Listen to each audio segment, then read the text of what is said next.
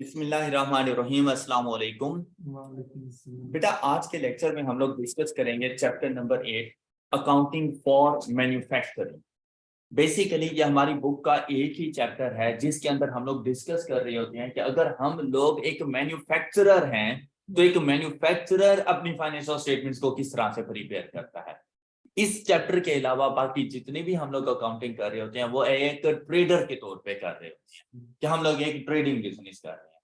अगर हम लोग ट्रेडिंग बिजनेस कर रहे होते हैं ना, तो भाई हम बनी बनाई चीजें ही लेते हैं और आगे उनको सेल कर देते हैं। लेकिन जहां पर क्या है कि हम लोगों ने बनी बनाई चीजें नहीं लेती, हम लोगों ने फाइनल प्रोडक्ट्स को परचेज नहीं करना, हम लोगों ने रॉ मटेरियल परचेज करना है, फिर हमने उसके ऊपर अपनी तरफ से कुछ एफर्ट्स पुट करनी है और हमने उस रॉ मटेरियल के यूजेज को और उसकी शेप को चेंज कर लेना है, मॉडिफिकेशंस लेकर आ जानी है, हमने उसको फाइनल प्रोडक्ट की शेप में कन्वर्ट करना है, तब जाके हम उसको सेल करेंगे।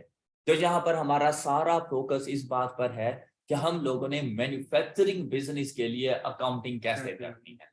इसके लिए बेसिकली जो हम लोग अपनी फाइनेंशियल स्टेटमेंट्स बनाते हैं, फाइनेंशियल स्टेटमेंट्स में एज सच कोई फर्क नहीं है, सिर्फ थोड़ा सा स्लाइटली सा डिफरेंस है। और वो डिफरेंस ये बात इस बात का है कि अगर हम लोग ट्रेडर हैं तो हमारे पास एक किस्म की क्लोजिंग इन्वेंट्री होती है और वो होती है हमारी फिनिश्ड गुड्स, जो आप लोग क्लोजिंग स्टॉक लिखते हैं। इसलिए आपको बताया नहीं जाता, आपको जस्ट ये कहा जाता है क्लोजिंग स्टॉक, राइट। लेकिन जब आप मैन्युफैक्चरर है ना, तो आपके पास तीन किस्म की इन्वेंट्रीज होती हैं।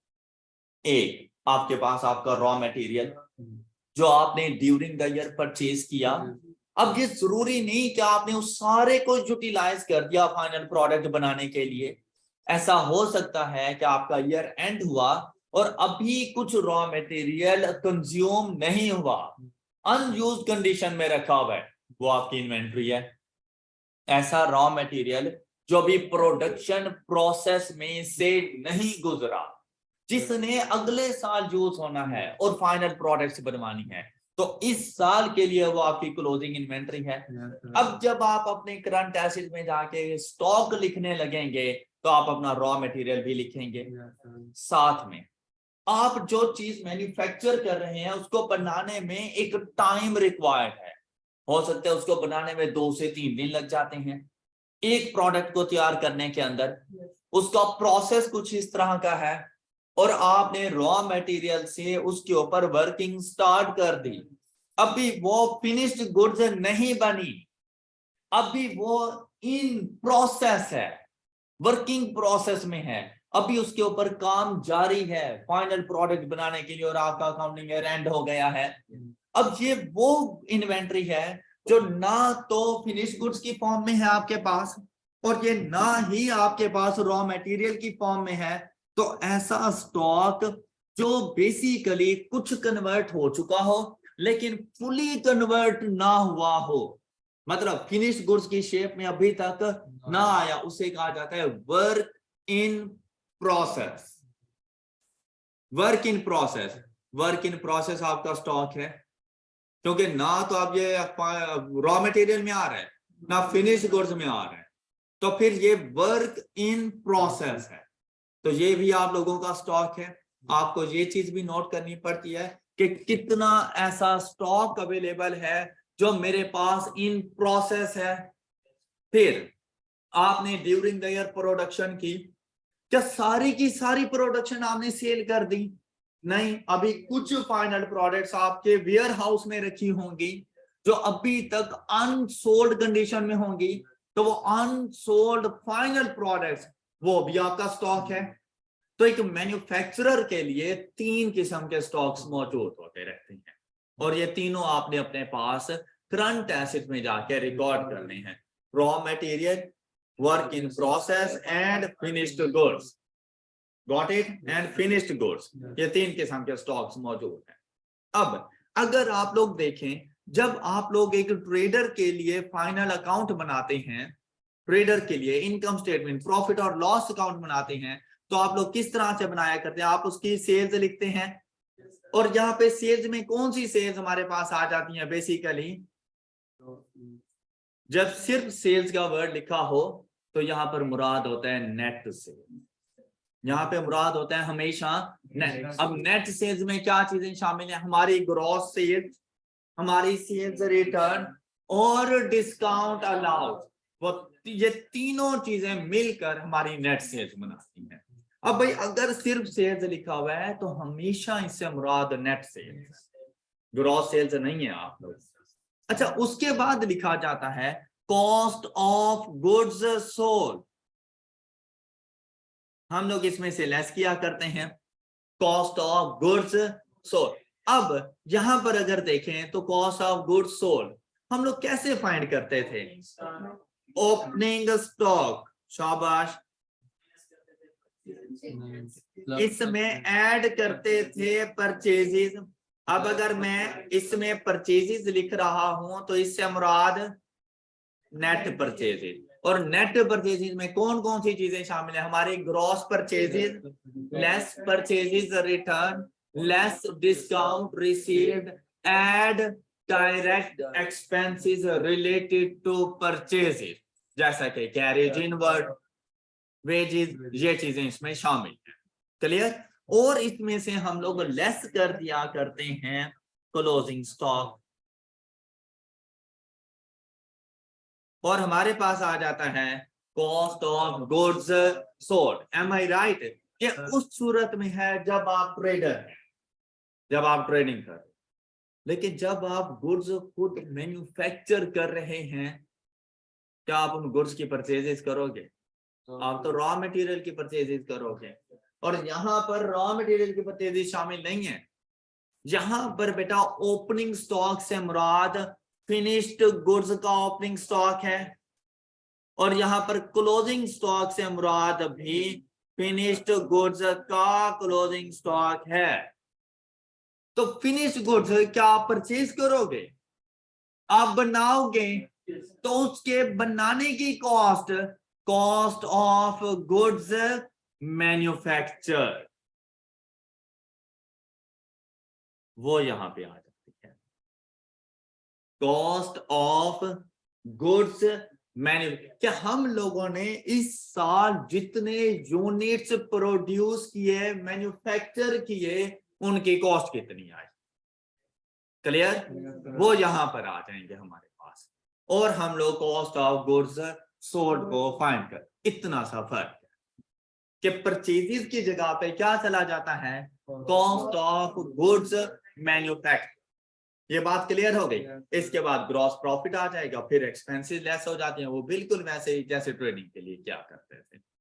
अब बात ये आती है कि अगर यार परचेजेस होती है ना, तो परचेजेस के लिए तो मुझे पता था कि भाई मैंने अपनी लिस्ट प्राइस लेनी है, लिस्ट प्राइस में से ट्रेड डिस्काउंट लेस करना है, जितने भी मेरे नॉन रिफंडेबल टैक्सेस हैं वो मैंने ऐड कर देने हैं, जो रिफंडेबल टैक्सेस हैं वो मैंने एक्सक्लूड कर लेने हैं, ये इग्नोर कर लेने हैं, इनमें ऐड करना है मैंने डायरेक्ट एक्सपेंसेस वगैरह, कैरेज इनवर्ड वगैरह मैंने ऐड कर देनी है, तो मेरे पास परचेजेस की अमाउंट आ जानी है। M I right? इन बातों का मुझे पता है। अब बात ये आती है कि यार कॉस्ट ऑफ गुड्स मैन्युफैक्चर्ड में कौन कौन सी चीजें जानी है।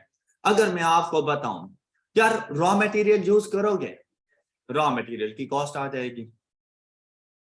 हम लोगों ने ड्यूरिंग द ईयर कितना रॉ मटेरियल यूज, उसकी कॉस्ट आ जाएगी। तो देखो रॉ मटेरियल यूज, इसका पता हमें कैसे करें?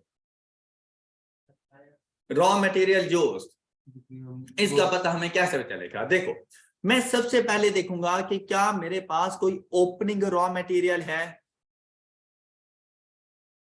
क्या मेरे पास कोई, क्योंकि वो भी तो फिर इस साल यूज होगा, तो इस साल की गुड्स मैन्युफैक्चर का पार्ट बनना चाहिए। क्या ख्याल है? फिर मैं देखूंगा कि क्या इस साल मैंने किसी किस्म का कोई रॉ मटेरियल परचेज किया। मैं जरा इसको इन शॉर्ट लिख रहा हूं, आप ये चीजें इधर समझ लें, ये स्टेटमेंट बनी बनाई है पड़ी, आपको लिखने की जरूरत नहीं है।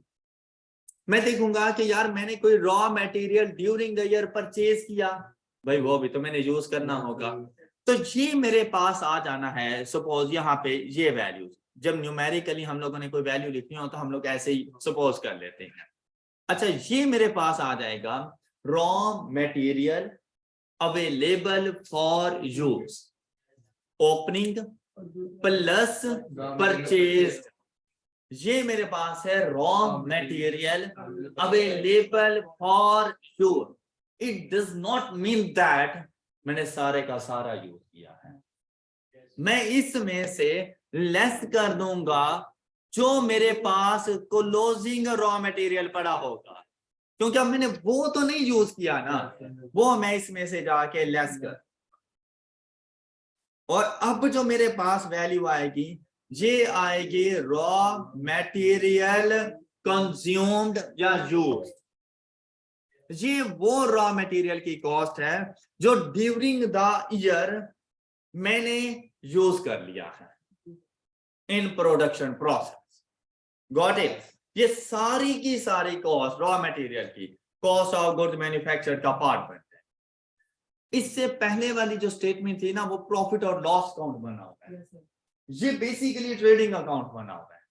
ठीक है, अब जो स्टेटमेंट बनाने जा रहे हैं ना हम लोग, ये हमारे पास है cost of goods manufactured statement, statement of cost of goods manufactured.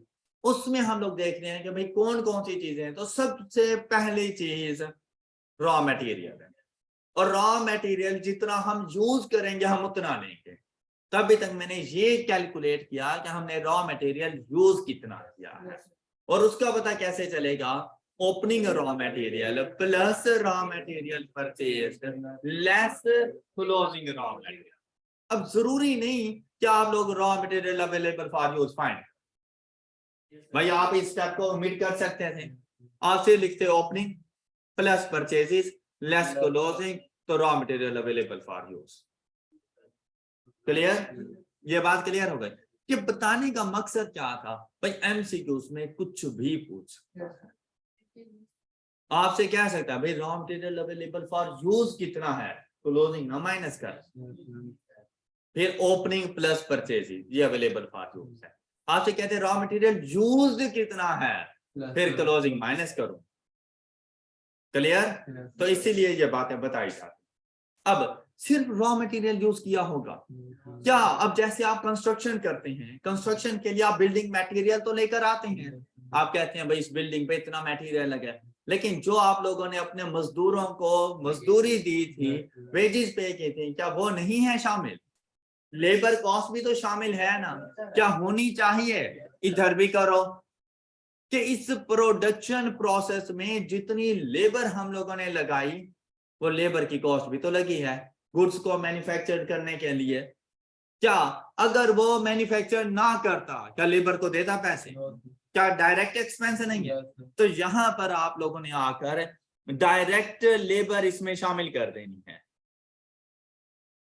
पहले रॉ मटेरियल, फिर आप लोग अपने वर्कर्स को जितनी वेजेस पे कर रहे हैं, और यहां पर आपने वो वाले वर्कर्स लिखने हैं जिनको डायरेक्ट वेजेस पे कर रहे हो, डायरेक्ट लेबर जो डायरेक्ट प्रोडक्शन प्रोसेस का पार्ट है। ऐसे किसी बंदे को नहीं लेकर आना जिसके बगैर भी प्रोडक्शन हो सकती थी। क्लियर? मतलब एडमिनिस्ट्रेटिव स्टाफ नहीं आएगा इसमें, आपके फैक्ट्री के जो मतलब गार्ड्स वगैरह मौजूद हैं वो प्रोडक्शन का पार्ट नहीं है। जो आपकी फैक्ट्री को रन कर रहे हैं वर्कर्स सिर्फ वो आएंगे। क्लियर? जो मशीन के ऊपर काम कर रहे हैं उनकी वेजेस यहां पर लिखना। ये बात क्लियर हो गई? जब आप इन दोनों को ऐड करते हो ना, डायरेक्ट रॉ मटेरियल जो उसमें यूज हुआ और डायरेक्ट लेबर, तो इसे कहा जाता है प्राइम कॉस्ट। इसे क्या कहा जाता है? तो ये अक्सर क्वेश्चन पूछता है कि प्राइम कॉस्ट क्या है। तो in short the sum of direct expenses is called prime. और उन डायरेक्ट एक्सपेंसेस में क्या शामिल है? Direct raw material and direct labour. और तीसरा वो डायरेक्ट एक्सपेंस भी कहता है, लेकिन वो बहुत कम होते हैं, होते ही नहीं है डायरेक्ट एक्सपेंस, तो इस वजह से हम यहाँ पे लिखते भी नहीं है। The sum of direct costs is called prime cost। और इस डायरेक्ट कॉस्ट में शामिल है raw material, direct raw material plus direct labour plus direct expenses. Okay, तो डायरेक्ट एक्सपेंस ना होने के बराबर नहीं होते अक्सर, तो basically direct material plus direct labour is called prime cost. अब बेटा जैसे ही आप प्राइम कॉस्ट कैलकुलेट कर लें, ये होते हैं हमारे सारे डायरेक्ट एक्सपेंसेस, लेकिन इस प्रोडक्शन के ऊपर कुछ ना कुछ इनडायरेक्ट एक्सपेंसेस भी यूज हो रहे होते हैं। जैसा कि भाई जो मशीनरी वर्कर्स हैं उनको तो मैंने डायरेक्ट लेबर कह दिया, लेकिन बहुत से ऐसे वर्कर्स होते हैं जिनके बगैर मशीनरी वर्कर भी काम नहीं कर पाते। सुपरवाइजर, फैक्ट्री का वॉचमैन, जैसे हमारे पास स्वीपर्स वगैरह फैक्ट्री की सफाई वगैरह करने के लिए। देखो अगर सपोज कि वहां पे स्मेल होती हो, वर्कर्स काम करेगा, तो उसकी वर्किंग कंडीशन को ठीक रखने के लिए रेगुलर बेसिस पे उसकी क्लीनिंग होती है। तो वो हमारे पास वर्कर्स हैं जो डायरेक्ट प्रोडक्शन का पार्ट नहीं है। ये एग्जांपल बिल्कुल ऐसे ही है जैसे भाई अकाउंटिंग पढ़ाना मेरी रिस्पॉन्सिबिलिटी है, लेकिन यहाँ पे इन्वायरमेंट प्रोवाइड करना मेरी रिस्पॉन्सिबिलिटी नहीं है। और अगर हम लोग क्लास में एंटर हों और यहाँ पे ये साफ सुथरा ना हो, बेंचेस सही से ना लगे हों, एसी सही से काम ना कर रहा हो, प्रोजेक्टर ना चल रहा हो, क्या मैं पढ़ा पाऊंगा? तो प्रोडक्शन वर्कर भी उसी टाइम काम कर पाते हैं जब उनको वो सारी चीजें मुयस्सर हों। जैसे अब मशीनरी में कोई खराबी पैदा हो गई, हमारे पास इलेक्ट्रीशियन मौजूद होगा, लेकिन इलेक्ट्रीशियन डायरेक्ट आके प्रोडक्शन नहीं कर रहा, लेकिन अगर वो मशीन नहीं ठीक करेगा क्या हम प्रोडक्शन कर पाएंगे? तो बेटा बहुत से इनडायरेक्ट लेबर भी शामिल होती है। डायरेक्ट लेबर होगी तो प्राइम कॉस्ट का पार्ट, और जो बाकी हमारे पास फैक्ट्री के जितनी भी लेबर मौजूद होगी, फैक्ट्री की, हमारे हेड ऑफिस की नहीं, एडमिनिस्ट्रेटिव नेचर वर्कर अभी भी नहीं आएगी। फैक्ट्री में मौजूद ऐसे लोग जो नॉन प्रोडक्शन एक्टिविटीज का पार्ट हैं, वो हमारी इनडायरेक्ट लेबर बन जाती है। वो इनडायरेक्ट लेबर यहां पर आएगी, इनडायरेक्ट लेबर। क्लियर? अच्छा, डायरेक्ट मटेरियल ऊपर चला गया, लेकिन कुछ ना कुछ हमारे पास इनडायरेक्ट मटेरियल भी होता है। क्वेश्चन में आपको बता देगा इनडायरेक्ट मटेरियल आपने वो यहां पर लेकर, डायरेक्ट मटेरियल है तो वो ऊपर उधर चला जाएगा, लेकिन प्राइम कॉस्ट का पार्ट बन जाएगा। लेकिन कभी कभी ना कोई इनडायरेक्ट मटेरियल भी हम लोग यूज कर रहे होते हैं, कोई कंज्यूमेबल्स वगैरह चीजें इस तरह की, तो वो इनडायरेक्ट मटेरियल का पार्ट बनती हैं, तो वो इधर आती रहती हैं। इसी तरह से बाकी सारे फैक्ट्री के एक्सपेंसेस, इवन के फैक्ट्री की डेप्रिसिएशन एक्सपेंस आउट नहीं करेंगे, कॉस्ट ऑफ गुड्स मैन्युफैक्चर का पार्ट बनते हैं। देखो आप लोग प्लांट एंड मशीनरी को डेप्रिशिएट करते थे, जब तक आपने ये नहीं पढ़ा था तब तक आप उसे एक्सपेंस आउट करते थे। लेकिन अब देखिए आप डेप्रिसिएशन कैलकुलेट वैसे ही करेंगे जैसे आप लोगों ने पहले पढ़ा हुआ है, लेकिन सिर्फ फर्क क्या आएगा कि प्लांट एंड मशीनरी की डेप्रिसिएशन आप एडमिनिस्ट्रेटिव एक्सपेंसेस को चार्ज वो कॉस्ट ऑफ गुड्स मैन्युफैक्चर्ड को लेकर आए। तो यहां पर फैक्ट्री की अगर कोई डेप्रिसिएशन है तो वो यहां पे आ जाएगी। अब कंपनी के पास व्हीकल्स मौजूद हैं, कुछ व्हीकल्स हैं जो उनके टॉप मैनेजमेंट के लिए यूज हो रही हैं, वो भी कंपनी के एसेट्स हैं, और उन्होंने यहां पर इनको है, तो उन व्हीकल्स की डेप्रिसिएशन चार्ज होती है जो टॉप मैनेजमेंट यूज कर रही है। साथ में कुछ व्हीकल्स ऐसे भी हैं जो गुड्स की ट्रांसपोर्टेशन के लिए यूज हो रही हैं, उनके ऊपर भी तो डेप्रिसिएशन चार्ज होती है। लेकिन ऐसी कोई व्हीकल जो फैक्ट्री पर्पस मौजूद है, उसके ऊपर जो डेप्रिसिएशन होगी ना, वो आप इधर चार्ज करोगे, और बाकी तमाम व्हीकल्स आप लोगों ने ऑपरेटिंग एक्सपेंसेस में उनकी डेप्रिसिएशन को जाके चार्ज करते हैं। तो अगर फैक्ट्री रेलिवेंट कोई व्हीकल मौजूद है तो फिर आपने उसकी डेप्रिसिएशन को एक्सपेंस आउट नहीं करना, कॉस्ट ऑफ गुड्स मैन्युफैक्चर्ड का पार्ट बनाना है उसको। ये बात क्लियर हो गई सब बच्चों को? अच्छा बेटा, ये जितने भी हम लोग यहाँ पे एक्सपेंसेस लिख रहे होते हैं ना, मतलब मैं यहाँ पे अगर आके लिख दूं all indirect expenses, indirect expense, factory relevant सारे के सारे एक्सपेंस, फैक्ट्री की बिजली, इलेक्ट्रिसिटी, फैक्ट्री में यूटिलिटी बिल्स चले मैं कंसीडर कर लेता हूँ, उसमें पानी, बिजली, गैस सब कुछ शामिल है, वो इधर रहेंगे एक्सपेंसेस, तो आपके ऑपरेटिंग एक्सपेंसेस का पार्ट नहीं बनेंगे। फैक्ट्री की बिल्डिंग रेंट पर है, उसका किराया वो इधर आएगा। क्लियर? फैक्ट्री की बिल्डिंग आपकी अपनी है, उसकी डेप्रिसिएशन यहाँ पर आएगी। तो जितने भी इनडायरेक्ट एक्सपेंसेस वो आपने इधर लिखने हैं, और इन तमाम इनडायरेक्ट एक्सपेंसेस को हम लोग कहते रहते हैं फैक्ट्री ओवरहेड्स, और ओवरहेड्स का मतलब होता है एक्सपेंसेस। इन्हें फैक्ट्री ओवरहेड कहा जाता है, इन्हें मैन्युफैक्चरिंग ओवरहेड्स कहा जाता है। फैक्ट्री ओवरहेड या manufacturing overhead, overhead means expenses. आपने ये सारे एक्सपेंसेस प्राइम कॉस्ट का पार्ट बना देने हैं, और इनका सम आपके पास आ जाता है फैक्ट्री कॉस्ट। फैक्ट्री ओवरहेड से मुराद सिर्फ फैक्ट्री के एक्सपेंसेस, जबकि फैक्ट्री कॉस्ट से मुराद prime cost plus factory overheads, right? Prime cost plus factory overhead is equal to factory cost या मैन्युफैक्चरिंग कॉस्ट, फैक्ट्री कॉस्ट या मैन्युफैक्चरिंग कॉस्ट। अब ये है वो टोटल कॉस्ट जो गुड्स को मैन्युफैक्चर करने में यूज हो गई। लेकिन मुझे बताएं, क्या आपने सारी की सारी प्रोडक्शन कर ली थी? नहीं, कुछ वर्क इन प्रोसेस में भी है, कुछ ओपनिंग भी तो वर्क इन प्रोसेस होगा। आपने उसके ऊपर कुछ एक्सपेंस पिछले साल किया, कुछ एक्सपेंस इस साल भी करेंगे, तब जाके वो कंप्लीट होगी। तो भाई आपने इस फैक्ट्री कॉस्ट के अंदर ऐड कर लेना है opening work in process, add करना है opening work in process. Clear? और ये आपके पास वैल्यू आ जाती है कॉस्ट टू मैन्युफैक्चर। मतलब अभी सारी की सारी मैन्युफैक्चर नहीं थी, मतलब कॉस्ट ऑफ गुड्स मैन्युफैक्चर नहीं है, cost of goods available for manufacturing, ये वो है हमारे पास। जहां से ये एक्सपेंस आपके पास आ गया, इसमें से आपने लेस करना है क्लोजिंग वर्क इन प्रोसेस, ये आपने लेस करना है।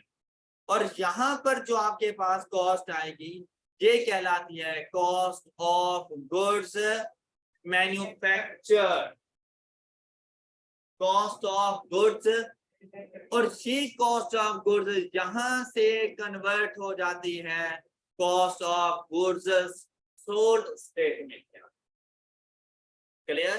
तो मैंने आपको सिर्फ इसकी कैलकुलेशन के लिए ये सारी वर्किंग करके दिखाई, इस तरह से याद किया। फिर कॉस्ट ऑफ गुड्स मैन्युफैक्चर में ओपनिंग फिनिश्ड गुड्स ऐड हो जाती हैं, क्लोजिंग फिनिश्ड गुड्स लेस हो जाती हैं, और कॉस्ट ऑफ गुड्स सोल्ड हमारे पास आ जाती है। क्या बच्चों को ये बात क्लियर हो चुकी है? बेटा ये तमाम स्टेटमेंट्स आपकी बुक में मेंशन है, और इसके लिए आप लोग अपने इस चैप्टर नंबर 8 इसका बिल्कुल लास्ट पेज जब जाकर देखेंगे ना, ये तो यहाँ पर ये मौजूद है format statement of comprehensive income. तो वहां पर आपको पता चल रहा है कि आपके पास net sales, cost of goods sold, opening stock, इसने परचेजेस भी लिख दिया, फिनिश्ड गुड अगर कोई है तो, नहीं है तो मतलब नहीं लिखेंगे हम लोग। फिर कहते हैं कॉस्ट ऑफ गुड्स मैन्युफैक्चर्ड, और इसका पता कहाँ से चल रहा है? नीचे यहाँ पर। फिर cost of goods available for sale आ जाती है हमारे पास, इसमें से लेस करेंगे क्लोजिंग स्टॉक, तो हमारे पास कॉस्ट ऑफ गुड्स सोल्ड आ जाते हैं। जब नेट सेल से cost of goods sold minus करें तो ग्रॉस प्रॉफिट, उसमें से एक्सपेंसेस माइनस करें तो नेट प्रॉफिट। अब cost of goods manufactured account किस तरह से बनता है? मैन्युफैक्चरिंग अकाउंट देखें, उसने पहले लिख दिया परचेज ऑफ रॉ मटेरियल, इसमें इंक्लूडिंग कैरेज इनवर्ड, मतलब रॉ मटेरियल से रेलेवेंट जितने एक्सपेंसेस है वो भी इसमें शामिल कर लेना परचेजेस में। तो नेट ऑफ रिटर्न और अगर कोई रॉ मटेरियल वापस कर रहे हो तो वो इसमें से लेस कर देना, तो वो अमाउंट आपके पास आ जाएगी।